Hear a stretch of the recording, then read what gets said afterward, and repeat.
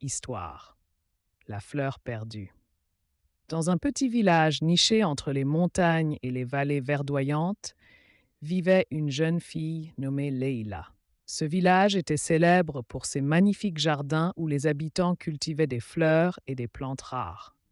Leila adorait particulièrement les fleurs et possédait un jardin qui lui était propre, dans lequel elle plantait toutes sortes de fleurs.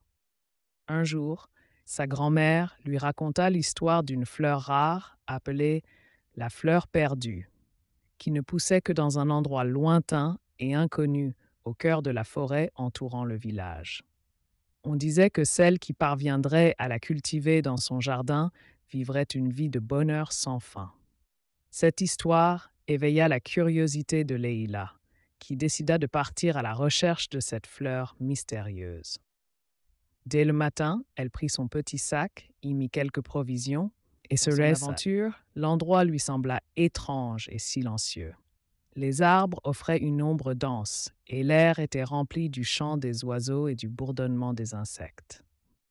Leila marcha toute la journée à travers la forêt, mais malgré ses efforts, elle ne trouva aucun signe de la fleur perdue. Toutefois, elle ne perdit pas espoir. Elle décida alors de camper sous un arbre vieux et imposant pour se reposer un peu. Tandis qu'elle dormait, un rêve étrange la visita. Un vieil homme à la barbe blanche et aux yeux profonds apparut devant elle. Il lui dit « La fleur perdue n'est pas seulement une fleur, elle est un symbole d'espoir. Tu dois d'abord chercher dans ton cœur et tu la trouveras à l'endroit même où tu cherches. » Il se réveilla en sursaut, mais les paroles du vieil homme résonnaient en elle. Elle décida de poursuivre sa quête avec encore plus de détermination. Le lendemain, alors qu'elle traversait un petit pont au-dessus d'un ruisseau, elle aperçut quelque chose de brillant parmi les herbes et les fleurs blanches. En s'approchant, elle découvrit une fleur magnifique aux couleurs éclatantes. C'était la fleur perdue. Mais ce à quoi elle ne s'attendait pas, c'est que la fleur était entourée d'une lumière douce et chaleureuse, illuminant l'endroit autour d'elle.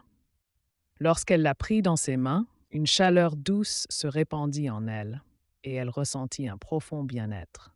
Alors qu'elle admirait la fleur, le vieil homme apparut de nouveau devant elle. Il sourit et lui dit « Tu as découvert quelque chose de plus précieux que la beauté.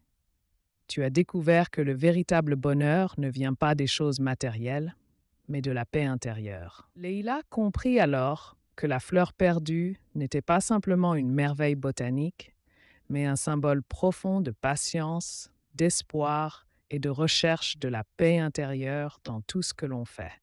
Elle décida de rapporter la fleur dans son village et de la planter dans son jardin, cette fois avec une conscience nouvelle de ce qu'elle représentait.